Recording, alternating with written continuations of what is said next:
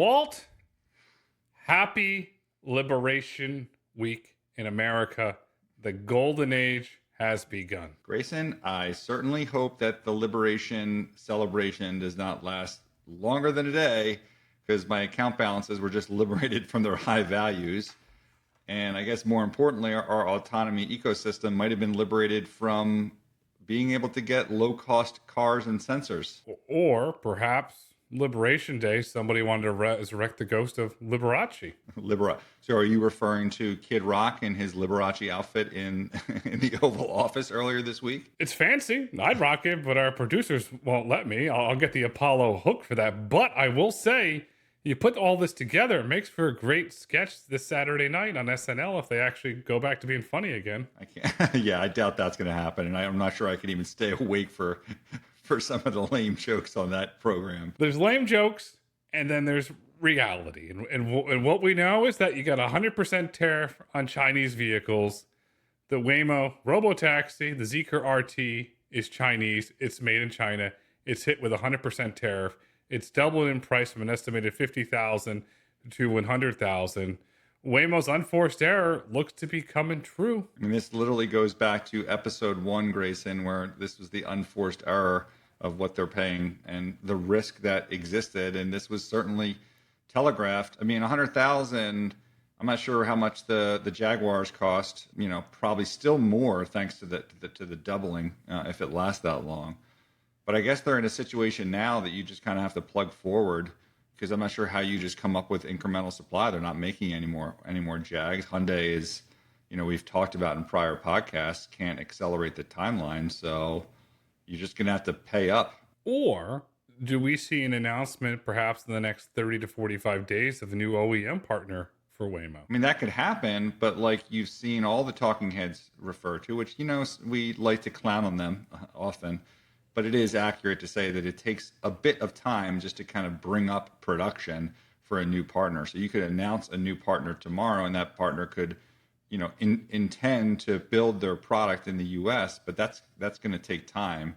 We need Waymo getting cars today. We need them expanded in Austin so we can really test the Uber relationship. We need additional markets because, Tesla's got them in their sights, and I think other technology companies who continue to find partnerships with Uber and Lyft also have them in their sights. So Waymo's got to get on it. I mean, I know they have the lead now, but they got to get on, getting the supply to continue to maintain that lead. I'm going to put on my Make America Great Again hat here for a moment, and I'm going to ask you this.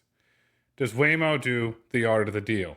Will they try and get an exemption for the Zeekrs? Will they bring on manufacturing in America and perhaps use Hyundai as a bargaining chip and say, we're going to increase production in America if you allow us an exemption for a certain period of time? Are there deals to be had? Because according to Commerce Secretary Lutnick on CNBC this morning, there are no carve-outs. There are no special deals. There are special deals. There is a carve-out. Semiconductors, no 25% tariff. They're exempt from tariffs. Well, I'm not sure what Lutnick was talking about, because he said there was no exemptions, and then there are. So does he even really know what's going on as it relates to Waymo getting a carve-out? I mean, I hope so. But I mean, it feels like with this administration, you're going to have people that were saying today proudly, "Oh, I told you, if you just listen to what Trump said, he's just doing what he said he would." And had there been some type of different tariffs or use for negotiation, you'd have another group of people to be like, "Oh, I told you that this was like 4D chess and this was just used for negotiation." The problem is that companies in America don't know what the answer is, and I think we dealt with this, or we discussed this at great length in Texas, with a lot of great people that are trying to figure out which way we go. Just give us what the answer is, what the tariff is, and businesses will move forward. So I think, Waymo and others are going to have to make those decisions based on whatever the latest information is. When we were in Texas, former Speaker of the House, Speaker McCarthy, gave one of the most brilliant, articulate answers I've ever heard as it relates to tariffs in this conversation with Mr. Perot. Fascinating there. If you look at Waymo's strategy, they built an American LiDAR company. All the components, they're building them in America. They're manufacturing, they're assembling in America. Then why take this risk that I call the unforced error? Because just had to follow the betting markets. The betting markets all told you Trump was surging. And we all know that the polling is completely inaccurate for Trump. Why take that risk and go to China when there was a 50-50 shot, no matter which way you looked at it, that Trump was going to become president again? I mean, even if Trump wasn't in office, there's certainly a focus in the administrations in general in terms of China. Some of the stuff Trump did in his first administration were continued in the Biden administration, and who knows what Kamala Harris would have done there. We can only obviously speculate.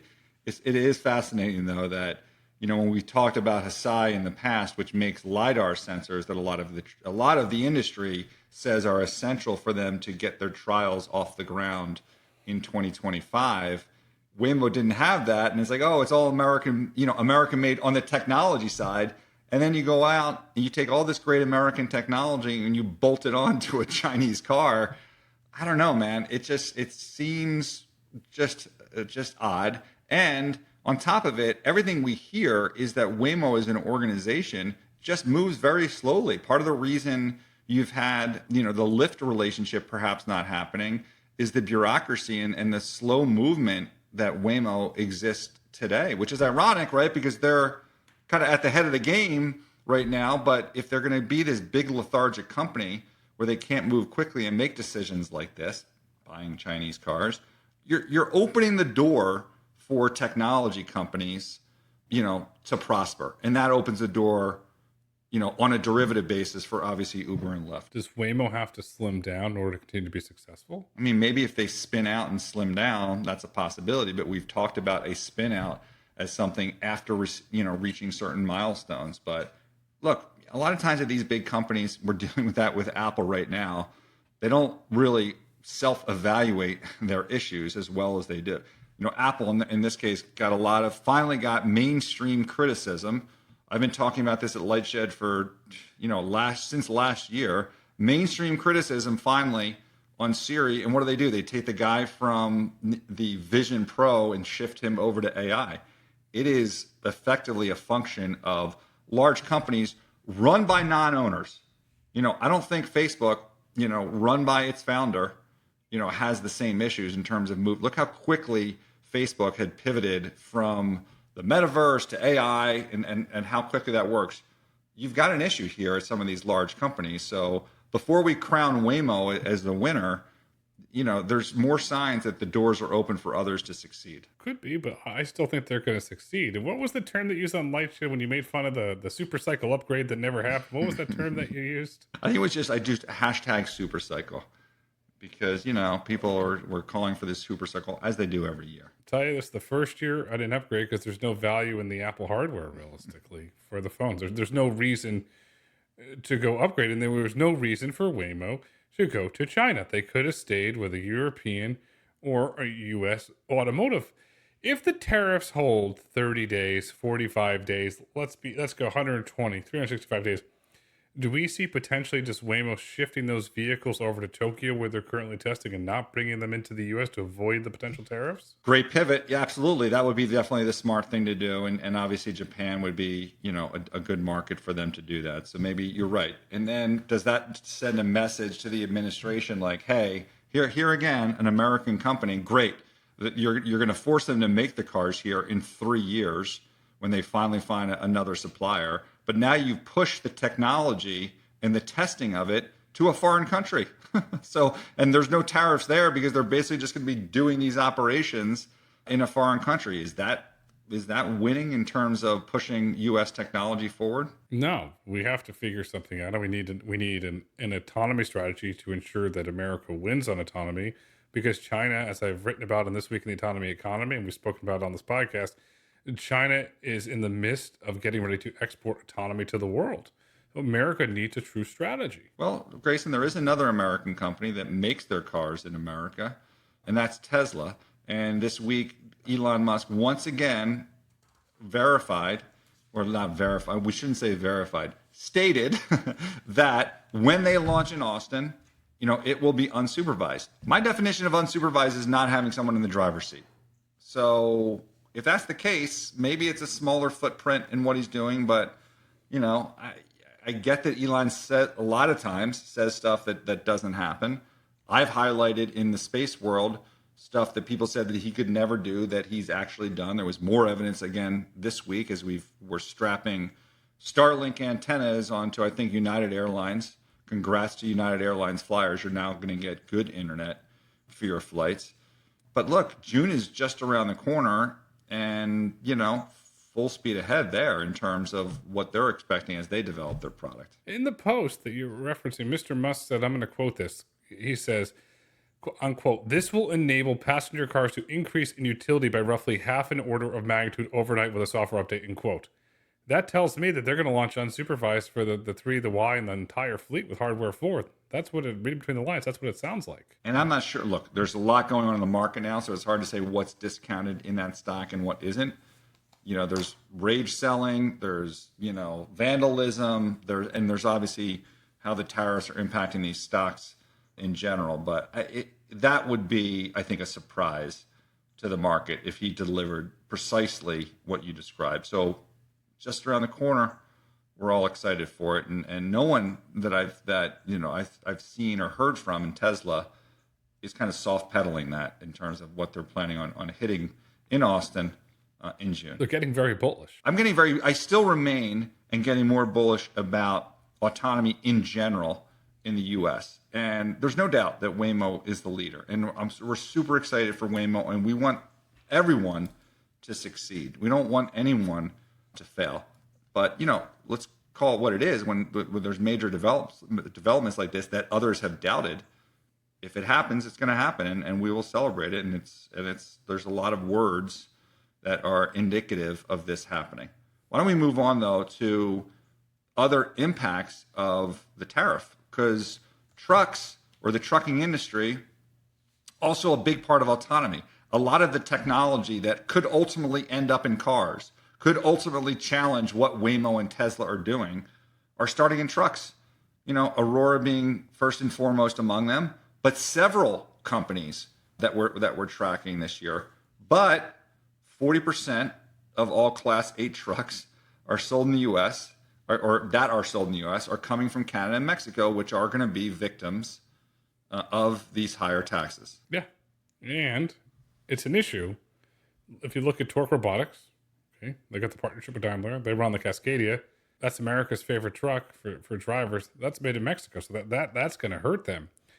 But if you look at the relationships and the partnerships, Aurora with PACCAR for the Peterbilts, Kodiak is running Peterbilt. The Peterbilts are built in America, so they're going to be exempt from it. That's going to be interesting to see how that really works out. But then we have to watch for the components and where all the components are made. We don't have a complete understanding of all the component impacts, but it's going to be something we're really, really going to have to watch. Then you're going to have to watch the Laredo for the volumes coming over the cross border, and it's going to take a while for the factories to come online in America. This is not going to be a biddity boppity boop. You turn on the magic switch overnight. This is going to be a multi-year, perhaps a multi-decade transition. Well, we met some very high-quality people in Texas from PACCAR, from Daimler, from Volvo. If I'm missing anyone, I apologize. Grayson, maybe you can remind me. So we're going to have to check in with them to see how that's going to work on the component side in terms of driving up even this stuff, like the Peterbilt stuff, presumably, with what Aurora is going to do and obviously with what Kodiak's already doing, will there be any impact there? Let's put this in perspective. Like 2025 for trucking, we're not talking about hundreds or even tens of trucks. So this is not going to make or break anything. And this, I think, will hash itself out one way or another, by the time that a lot of these great technology companies on the autonomous front are about to hit scale. So let's put that in perspective. Let's go to another guy, though, May Mobility, someone that I've been spending more and more time with, it seems like. Just saw Ed Olson again last night, using Toyotas made in America, although I did see some AVA sensors on some of those cars. Very small portion of the overall cost that I'm sure that they're incurring there. But May Mobility, good spot, and that relationship with Toyota is obviously a strong one. It's an extremely strong one. And then they have the relationship with Toyota Financial Services, which is really strong. If you look at the LiDAR market's going to be impacted. So you have Hesais that are made overseas. You have Luminars that are made in Taiwan and China. They can run those prices up, not to mention you could have supply chain disruptions. So you can have a pretty big impact with those tariffs on the autonomy industry if it's not managed right. And that comes into supply chain resiliency. Do you feel that any of these independent LiDAR companies are capable of handling the supply chain disruptions that are going to come with tariffs? I mean, I don't know if there's going to be supply chain disruptions. Things are just going to cost more, and it's going to impact margins. So, but if you're someone like Luminar, who I believe makes their products in Taiwan and China, the whole shtick was like the new ones are cheaper, right? It's obviously the design is much more compact, and they're going to get designed into Volvos and other vehicles. But if cost is the issue, especially as it relates to this production volumes, I don't know. They're going to be. It's going to be a good company to ask. Like, what are you going to do? Are you going to start the process of moving everything to the U.S., or do you just hope that the tariffs get to a percentage that you can eat and still generate a decent margin? Especially given that your competitor is Hesai, in many cases, who's going to be really much more under the gun than you are, even though you're actually making your products there. I've said this many times. So you have Ouster and you have Hesai. That's the LiDAR market. Everything else is going to fall by the wayside and become niche stuff. I don't see any of them becoming, and I base that off of, if you look at the cash flow, you look at the cash flow projections, and you look at the cash on hand, there's not enough greenbacks to go around to really, truly scale, let alone deal with this tariff implications. It could be a death blow. I don't agree with that, Grayson, because I think that for some of these challengers that are coming up, if you make good product and you get contracts, and I think the OEMs are going to be willing to do contracts with them, that the financing will follow. So we're still, I think, in the early days in terms of the growth opportunity as it relates to autonomy. They've been selling LiDARs for other applications, security, whatever it is. I think Hesai had made some announcements to that regard. But I think it's, again, too early to count out some of the challengers that are out there, regardless of what their current cash and their current revenue. You got to look to the future. Be a futurist, Grayson. I do look to the future, but I'm also a realist. I see those companies especially getting acquired by suppliers and getting integrated. I don't see them being independent. I mean, that's a possibility. That's not a terrible ending. And if you get bought by an OEM and get integrated into a product, or get bought by a technology stack company, get integrated product, that technology is ultimately getting to scale. And that technology will ultimately, as a result, be a competitor to the companies you mentioned, whether it's Hesai, Ouster, Luminar, or whoever. Looking at scale and getting back to the China issue, as I said, China's exporting autonomy to the world. On Thursday, Pony.ai, a China-based autonomous vehicle company, announced they received a permit to test fully autonomous vehicles in Luxembourg, the heart of Europe, sandwiched between France and Germany. The China autonomy is coming into Europe. What do you make of it? What I make of it is that it should be a signal to our government that, just because we're doing stuff here and trying to move manufacturing here, that technology moves forward. And, Pony.ai, again, as you noted, a Chinese company, you want Western countries to not think about taxing U.S. technology and U.S. cars that are coming in there, and then looking towards China and saying, well, fine, we'll just embrace China. That's not good, right? And so the administration needs to perhaps offset that with accelerating the work on the nationwide framework. Our grid, our electrical grid, needs updating. I was at an event last night that Keyframe hosted. One of their portfolio companies, Terawatt, is in the business of basically finding the real estate in areas. Maybe they're going to be, kind of like this fleet management type company of the future. The critical thing is that we've talked about in past podcasts is finding that location that's near where the demand is, right? But what I was educated, which is obvious now in hindsight, is like those locations, first and foremost, you got to find where I can get electricity the fastest. I've talked about past depots where I've been told it's going to take a year to get the charging capacity for whatever it is, 20, 30, 40 vehicles. And I was told last night from someone from Terawatt, like that's a year is great. You're talking about multiple years in some situations. So we need the government to do that type of stuff. And this stuff is happening years in advance, right? I mean, you have to plan multiple years in advance, whether it's the power or the location or the equipment and then getting the cars there. Autonomy is going to be, prevalent, I think, within the next 3 to 5 years. So you need to be building that infrastructure today for that autonomy that's going to come in 5 years. Because if it's not there, then we're just going to be behind what China is doing in foreign markets without us. I've done quite a bit of work in the energy sector over the years, and you look at the government, it comes down to the local level from permitting. And it goes down to not in my backyard. No, I don't want this not in my backyard. And then the micro trenching and all this, it basically just comes down to permitting at the local level, and that has to be overhauled.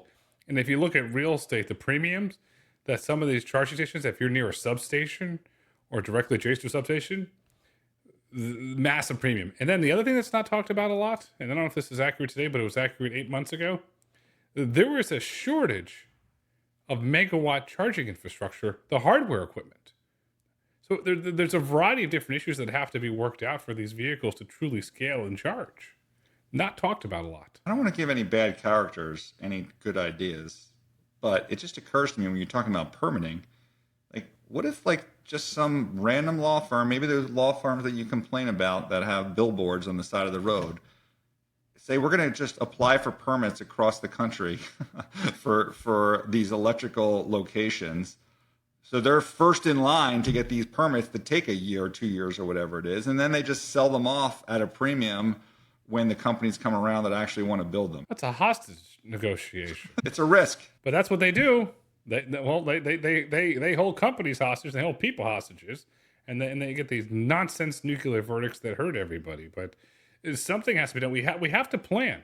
And that's the bottom line. We're not planning for the future. We're mandating for the future. That doesn't work. You have to plan for the future. You can't mandate for the future. Because what China's doing, they're thinking things through. They're thinking 20, 30 years. And we're just mandating nonsense. We saw that with the EV mandate. It blew up. It didn't work. We saw it with CARB. It blew up. It didn't work. And then wherever it's like, oh, electric's going to be bigger than autonomy. And I was out there saying, no, it won't. Autonomy will be bigger. Well, guess who was right? I was right. Not to my own horn. I was right.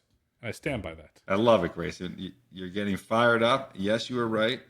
And I think autonomy, as many of these challenges that happen, I think, again, good technology finds a way. So no matter how many barriers are put up in the way or tariffs or whatever it is, they'll find a way to get through it. We're just pointing out stuff that, to your point, you need to think about in terms of planning. And there will be, as a result, valuable business models that are, a part of the overall stack of value that autonomy will enable. Yeah, there's riches and niches, and there's markets inside of markets. Autonomy is global, and it's not just America where autonomy is being deployed. It's not just Europe. The UAE is emerging as an autonomy hub. WeRide is partnered with Uber and the Dubai Road and Transport Authority to accelerate the development and commercialization of autonomous vehicles in Dubai. Again, WeRide, a Chinese-based company, in an interview in the Financial Times this week, said they will not even potentially achieve profitability for at least 5 years under, ready for this, Walt? If we get regulations and stable regulatory environment. That's what they're signaling. That's what they're putting out there. And so where are they going? To Dubai, where the sheikh says this, that's what happens. So I don't blame Uber for partnering with WeRide in Dubai. Again, if you've got some limitations in other markets, and WeRide, even though they know is unlikely to be a partner in the U.S. anytime soon, Uber being a global company is going to use the quickest path. I would hope that they would focus more of their partnership with technology companies, with companies that will be able to sell in the U.S., because the U.S. is still the most important market for them. So you can walk and chew gum at the same time. It's fine to do this stuff, but it would be better, I think, if Uber was doing Wave in Dubai, because Wave is a technology that we could ultimately see in the U.S. as opposed to WeRide where we couldn't. And Wave has an office, and they're testing in California. So yes, I agree with that. And then they could also go to London with Wave. Dara, why you didn't pick Wave? I don't know, but we do know that 37.6% of Uber's 2024 revenue was global. Is one of the keys for Uber's fragmentation partnering with these Chinese AV developers from a global perspective to try and get some meat on the bones there, since they're really, to be very frank, struggling here in America? 63% of their revenue is in the U.S., though. Yes, but they're not going to get the traction. That's the flip side of that ratio. So, it's still the most important market for them. You have to look at also rides versus eats in terms of that mix, and what Uber fleet can contribute in terms of incremental growth. But I still can't figure out the path forward for Uber in America if it relates to autonomy. I still can't figure out the path forward. We talk about fragmentation, yesterday fragmentation, but I still don't see any value in getting a Waymo on the Uber app. Well, that's fine because you're just thinking in the world of Waymo, and you're assuming that Waymo is going to figure out their supply issue and continue to execute as the big company that I referred to earlier. And you're giving effectively no credit to companies like Nuro or even Aurora, where after they are successfully going to be driver out within the next whatever handful of days or weeks, that technology develops into technology that can be used with cars, which is the case for a number of those companies that are in the trucking side. You're giving no credit to May Mobility. You're giving no credit to Wabi. I know you're not going to give any credit to Zoox. It's like that nothing else exists to have that belief that Uber can't, develop a market where there's competitive technologies that are going to be more reliant on the platform that they can provide. And I think that's just wrong. It's just too early. Just like you were going after those LiDAR companies, for basically having some level of cash or revenue today. Don't think about today. Think about 2 years from now. And again, all due respect to Waymo, you're the leaders. We want you to win. Great American company. But you know what? There's a lot of things that you're a little slow on, and you're leaving the door open for all these companies I just listed to not take you over. You're not doomed, but to play a role that's not only critical in terms of autonomy in the United States, but it could be very additive to how Uber and Lyft perform in this country. Nobody has proven outside of Waymo that they can scale a fully autonomous robotaxi service in multiple markets without supervision that is safe. Until somebody reaches that benchmark, I'm not coming off this mantle. Well, I'm going to push back and say I don't think Waymo has proven that either, because at a car that costs $250,000 today, that's unproven. So let's see if they can get past the hump of supplying enough cars at a reasonable price to turn a decent profit. And if you think this is the stuff that Ed Olson talks a lot about in terms of the cash burn that Waymo has on a monthly basis relative to maybe what May and some of these other companies have spent, how do you define success in terms of scaling if you're basically just paying for it in terms of billions of burnt cash? That's fine now. And I've been the biggest proponent in past podcasts pointing out how wireless companies have done this, how Amazon has done this. But it doesn't necessarily mean that they're definitively going to get to positive EBITDA. There's still a lot of major steps that have to occur for that to happen. So again, not ready to crown Waymo as the defined winner quite yet. Let's throw another wrinkle into this mix because this is fun. And I like this debate. Okay? I'm not going to tell you the answer, but I'm going to ask you the question. And then I'm going to tell you the answer if you get it wrong. Who spent more money? Has Meta spent more money developing the metaverse, or has Waymo spent more money developing Waymo? Well, this is out of my domain. This is a Rich Greenfield type question. But from the outside, I will just say that there is no. Well, I don't want to say no better. Meta does, and Facebook historically has done a tremendous job at monetizing. I mean, you can say what you will about them, and there's been plenty of criticisms about them over the year, but they know how to monetize product and move quickly. So yeah, maybe there were some dollars wasted in certain areas, but then that was quickly shifted into new areas, and we'll see how things progress there. So you didn't answer the question. Who spent more? Did Meta spend more building the metaverse, or did Alphabet spend more building Waymo? I have no idea. Has Google provided any details in terms of the cash burnt on their product? If you look at other bets, and so I use other bets as the source for this. Okay, so public filings. Answer the question, because I'm not stopping until we get it. Pick. It's like picking a straw. Pick. Well, I don't know. I don't have those figures. So I wouldn't know. So you tell me what the correct answer is. Oh, see, he's turning the tables, ladies and gentlemen. Walt the table turner. See this? And I did a video on this. If you actually watched Road to Autonomy way back in the day, I did a video on this. Meta spent more building the metaverse than Alphabet's building Waymo. What's going to have a longer term, more profitable success? Waymo, where you're clearly seeing that Meta is moving away from the metaverse. Well, the Meta Quest is cool. I own one. I love the glass. I think they're going to be doing a lot better job with the Orin and the glass. I'm really excited to see where they're going with that. But yes, Alphabet has spent less building Waymo, and that to me is an impressive feat. So if you're determining Waymo's success by randomly comparing it to one project that one company did, if that's how you define success, then I think Waymo, that's like the participation trophy that you're giving Waymo. And for the record, I don't even know what Waymo assigns in terms of their costs into wherever you're getting this data from, within that large behemoth of cash generation that occurred from their 90x% share in search, which, by the way, is under assault. They do have to fix search. There is no doubt about it. I will admit that. But I stand by my numbers. I'll share the video with you, and we can talk about it. Getting back to the UAE, so we have Baidu, another Chinese company for the record. They cut a deal with the Dubai Road and Transport Authority, and then they're going to put 100 fully autonomous vehicles on the roads in Dubai by the end of the year for their Apollo Go service. Here's the difference between them and WeRide. You have to download the Apollo Go app. It's not going to run on the Uber app. So this is where I think Uber is valuable. Uber, from an autonomy perspective, is very valuable internationally. I guarantee you a majority of the individuals visiting Dubai or residing in Dubai, which most of them are not natives, they're foreigners, has the Uber app. How many do you think have the Apollo Go app? I'm going to say very little.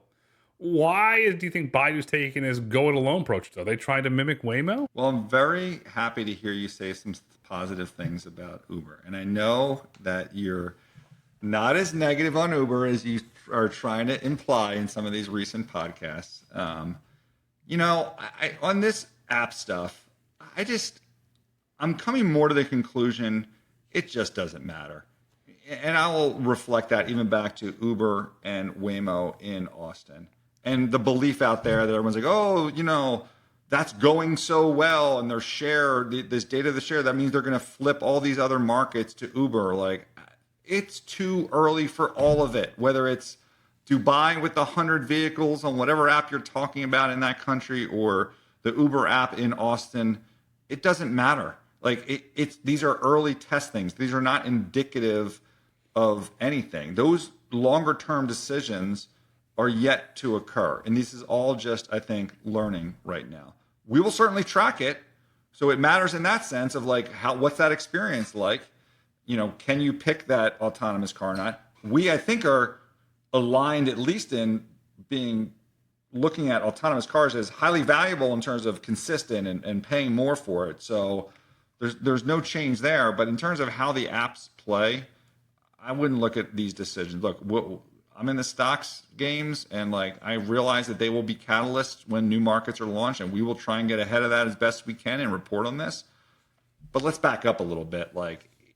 There's a lot of different phases still to come to figure out what these markets will look like in the end, whether it's Waymo or some of these other technology companies that will emerge. There's a lot to do, but I will say Uber is an international traveler's best friend for transportation. It's phenomenal. It's consistent. It works. And if Uber takes the strategy they have with traditional rideshare and puts it autonomy on a global stage, ex-US, they become the largest autonomy platform in the world.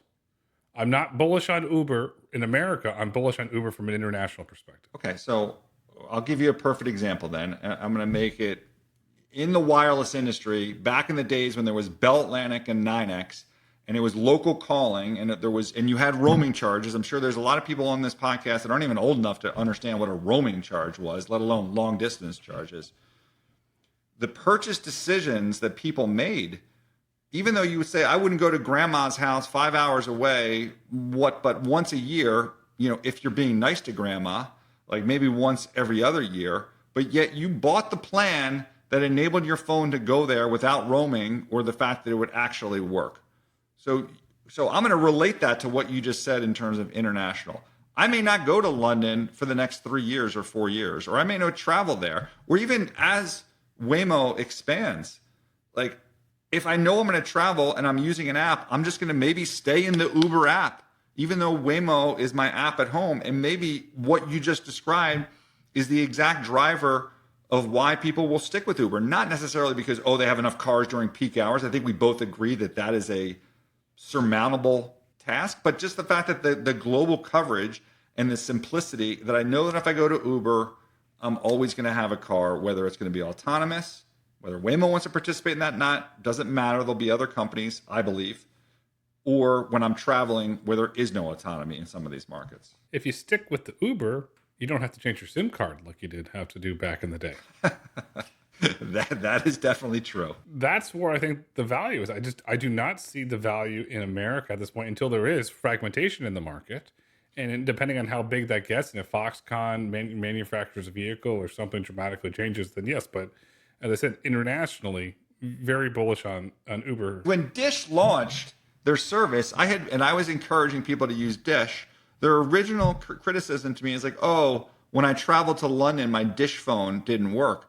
And T-Mobile, like, there are people that will make the decision to use an app or an operator because on that one time that they're going to go overseas, that they're going to use it. So it's not just an international thing. It can, in fact, drive how the customer uses the product in this country. Okay, I will give ground on that because I was one of the weird wonkos when Bell Atlantic and OmniPoint, where you can get the GSM thing so you can have international just so you might go, and I was the Dumbo that paid for it. So yeah. So I'll concede that point to you on that. Maybe that'll be Uber's advertising, like Uber, we're everywhere you need us to be. Because at what point is Waymo going to get nationwide coverage or even international coverage? That doesn't mean Uber's business is not going to face some obviously material risk, especially when Waymo lights up airports. But maybe that's the tagline. We're everywhere you need us to be. No.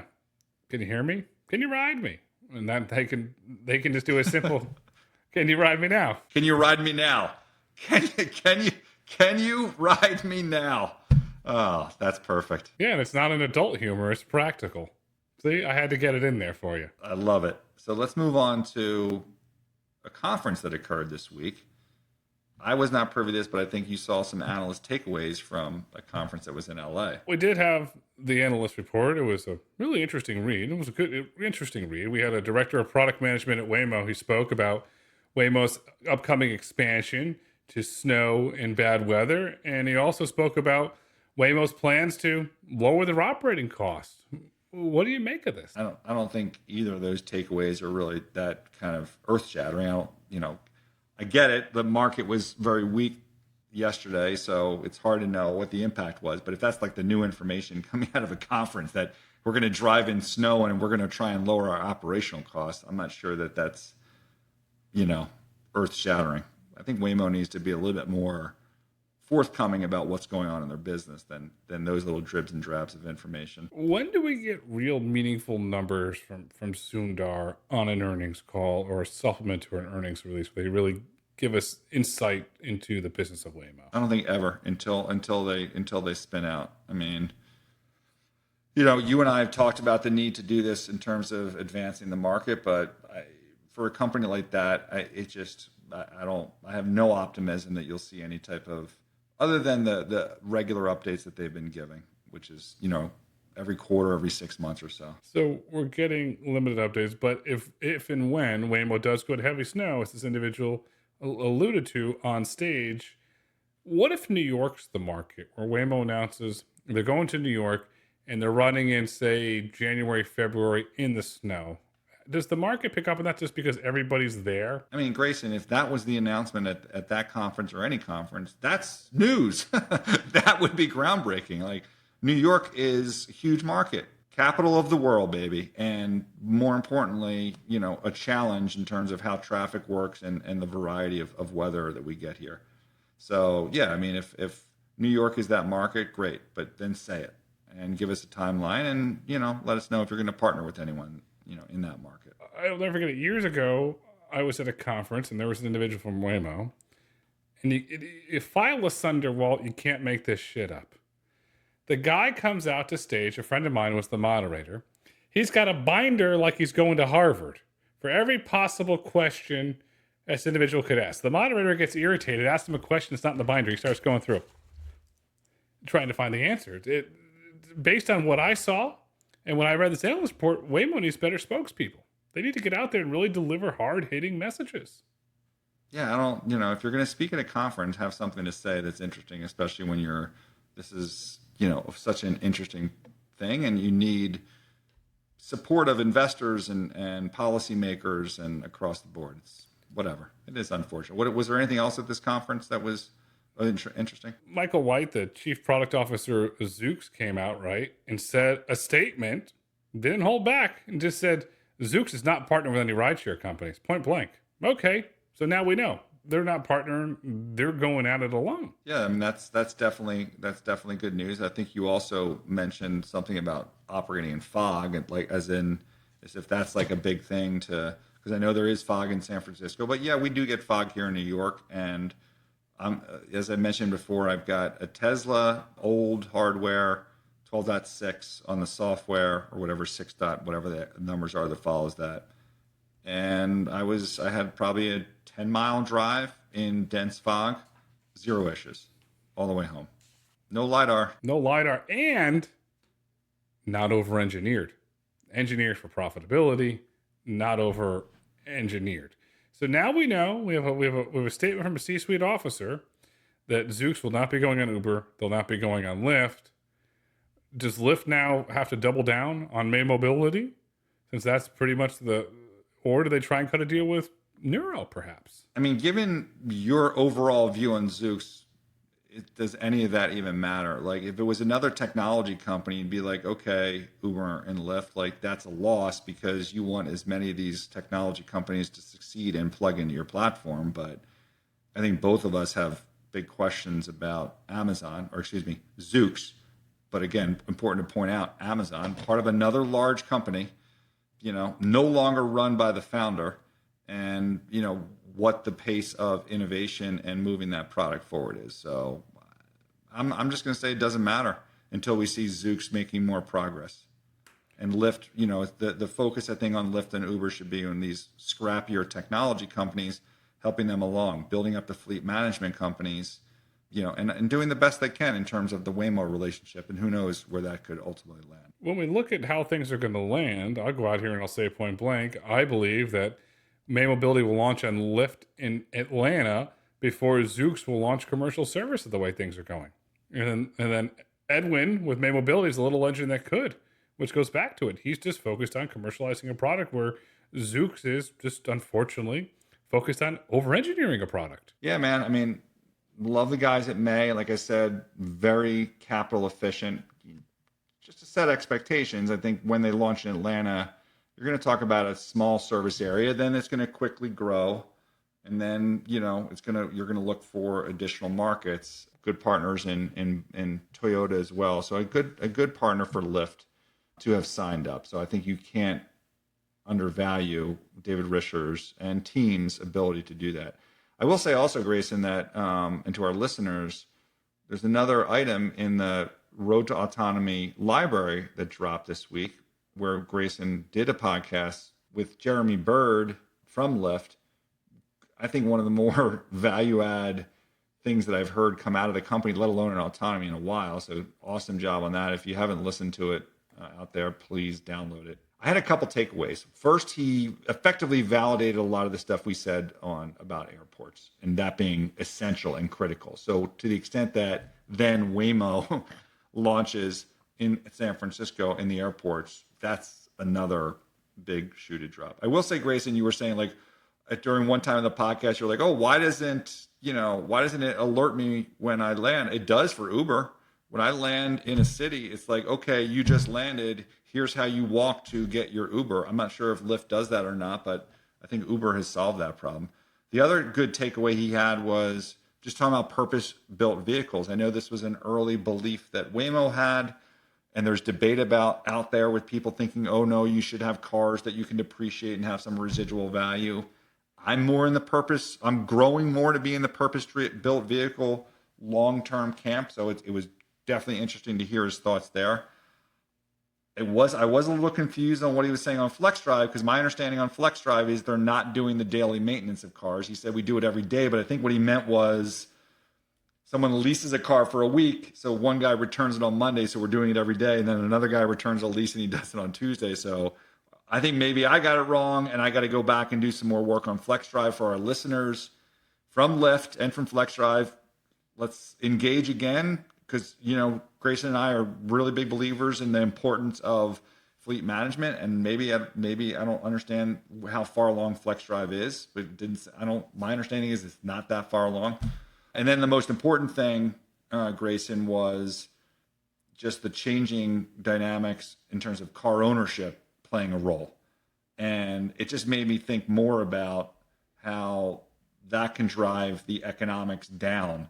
If you have a driver that they're not a private equity firm trying to get a return on their car, it's just a driver trying to get additional revenue on a car. They're not thinking in their mind exact depreciation. They're just saying, I'm going to own this car for 5 years, and if I can pull in some revenue during that time. So if I have autonomy as a function on this private car and I can plug it into the Lyft lease, and it was fascinating what you guys were talking about in terms of it being a Lyft car literally off the line. The technology's there, and like, okay, you have this autonomous car, you can only plug it into the Lyft if you do the partnerships right into the Lyft network.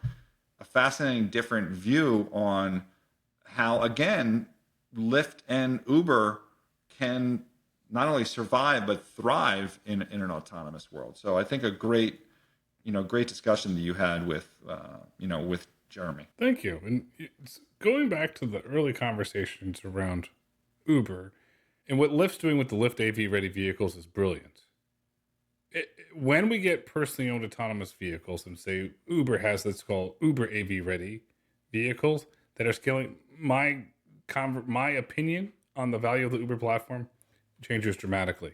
I still think that's about a decade away, maybe a decade and a half away. But when that happens, that changes everything. And you're right, Jeremy did a really great job articulating. I'd love to hear what Uber's strategy is for personally owned autonomous vehicles. There's a lot to learn there. I think we have to spend more time on understanding that. But Lyft is out there articulating that message. David Richard was out there at an Axios event this week articulating. So a lot continuing to happen in the autonomy markets. Well, Grayson, it may not, sorry to bring back our battle, but it may not in fact take 10 years. Like, how do we know that, within the next couple of months, we see an announcement where, Nuro and an OEM and Uber partner together.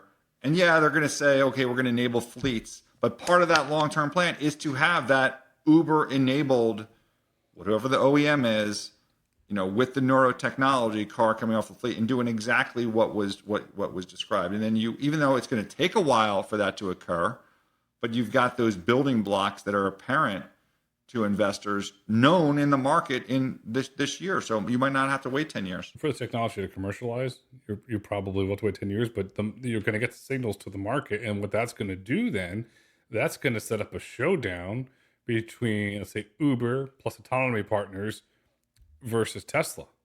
And if that starts to succeed and that starts to grow, if I'm Sundar at Alphabet, Waymo's got to go into the licensing game. If that really starts to grow, because that becomes a big competitive threat to what they built with Waymo. And if that happens, that's a win for Uber, because if then Waymo starts licensing the technology to another OEM, and that technology then enables independent fleets that utilize that technology that can get plugged into the Uber's fleet.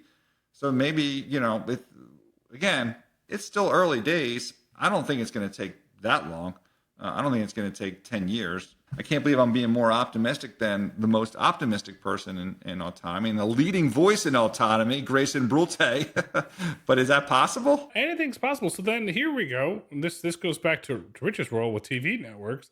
Do we have the big four networks in autonomy where you have Waymo, Uber, Lyft, and Tesla, and they're all competing networks with different vehicles running on their platforms? It could be. And that's why we're going to come back week after week and figure out how those tea leaves are.